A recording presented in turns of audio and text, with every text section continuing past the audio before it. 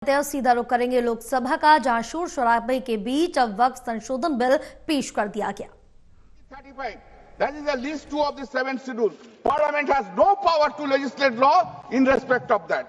If the Waqf Board under its main statute has declared a property to be Waqf, in this case the government has to challenge the same before the appropriate court of law. By amending this law, this cannot be done. A person cannot be judge of his own cause. It has to be gone to the civil court. It is well-known principles. Everyone knows about it that it is a dispute on the civil law and is there. Who will decide? It will be decided by the civil court. The proviso itself indicates the predetermined mind of the government. Then the Waqf Board itself is a statutory body. 3C4. If there is any wrong writing in the records of the Waqf Board, that can be challenged by the government in accordance with law. The government cannot direct the Waqf Board to make the correction. This itself is hit by the doctrine of dictation.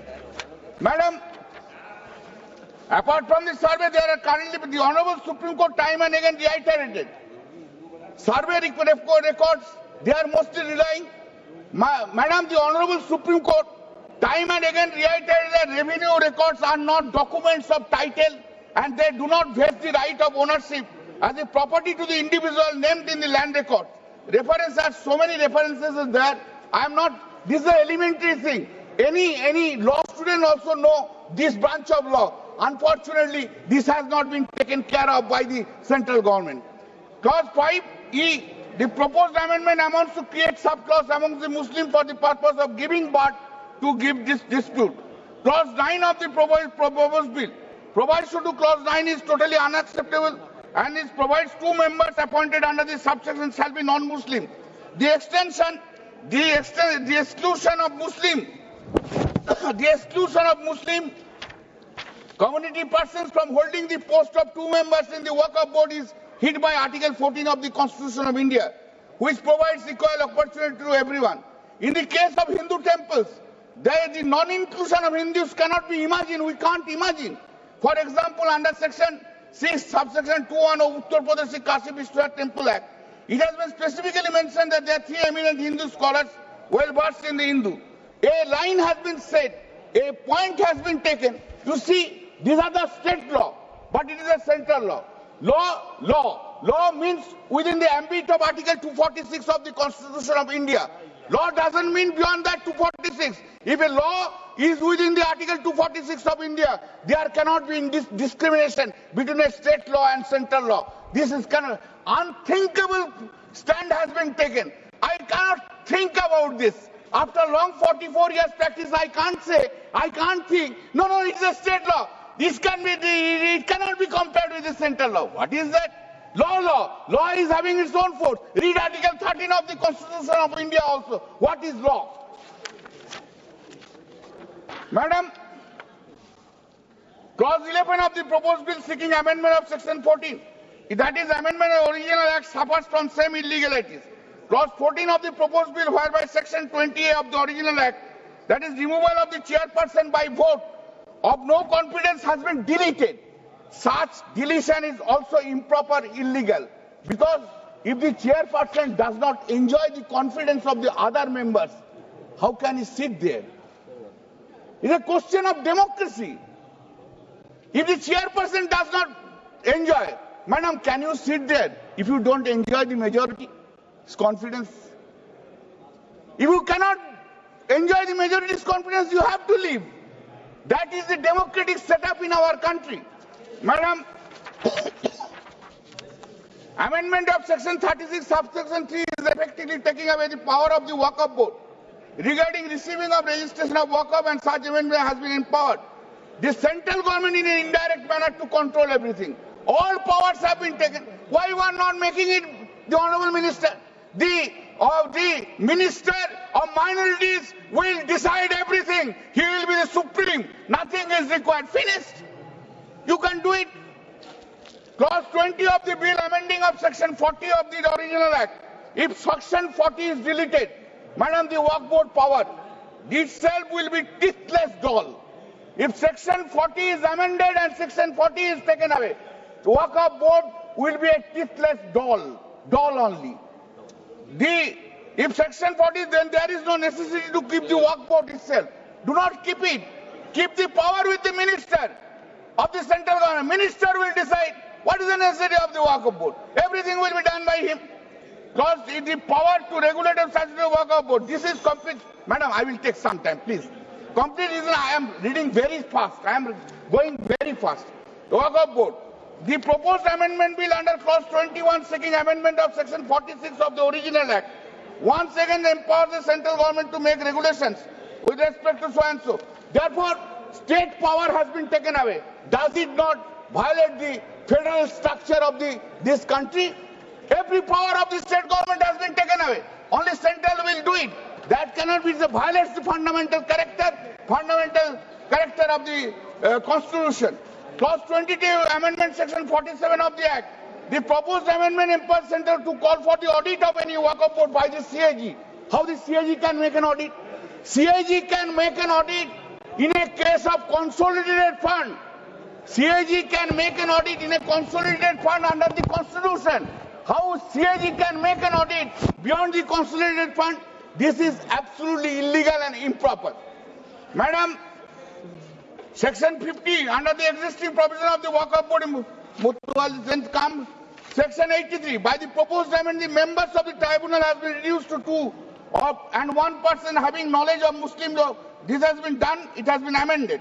Now the tribunal to order is tribunal to High Court.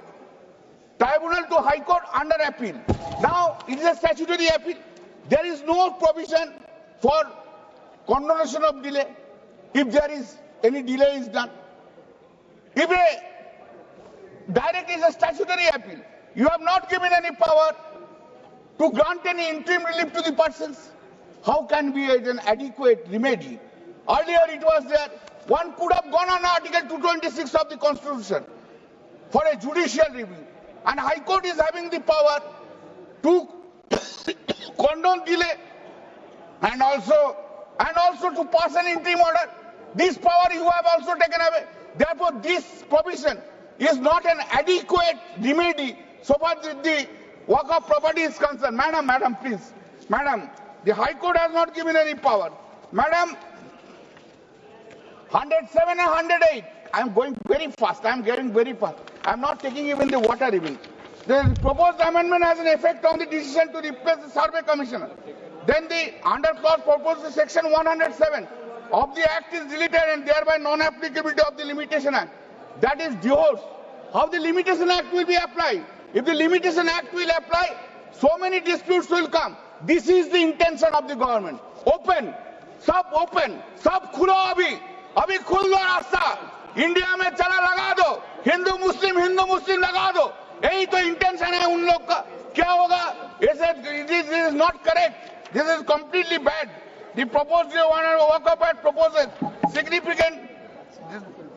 In Hemant Wajid sir has also criticized the concept of adverse possession as unjust, urging reforms to protect rightful property. Therefore, this is a clear attempt.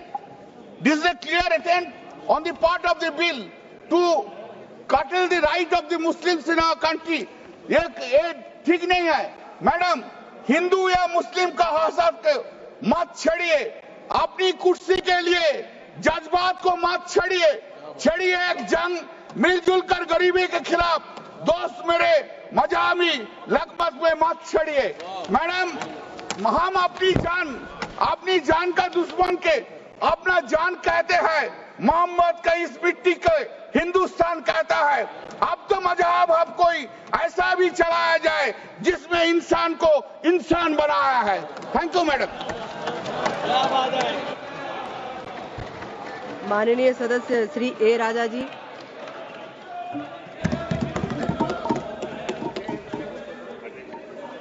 Madam Chairperson,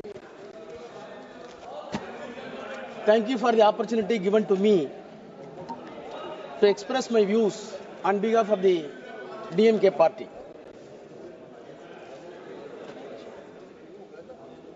I have received the courageous speech of Honorable Minister with rapt attention, and I wondered where he got such a courage to explore the entire cock and bull stories in the parliament.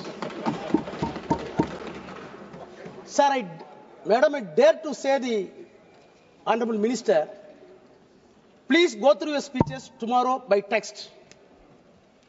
Compile the text and do tally with the JPC report and the documents submitted with the JPC. If it tallies, I will resign from this house. You recall your memory. When you introduced this bill, you said what prompted to introduce this bill.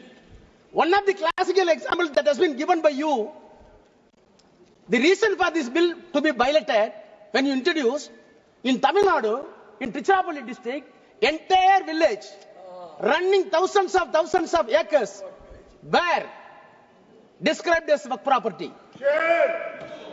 JPC came into Tamil Nadu, the district collector came to depose evidence, and the secretary of the revenue department came to the evidence, CEO of the upward came to evidence, all three officers came to JPC, the chairman is sitting here, deposed the evidence, the cock and bull story that has been built by you and expressed by you has been demolished. In spite of the cock and bull story, no interference. No interference. Having said the cock and bull story, now we are coming a new cock and bull stories to say the parliament was given to work board.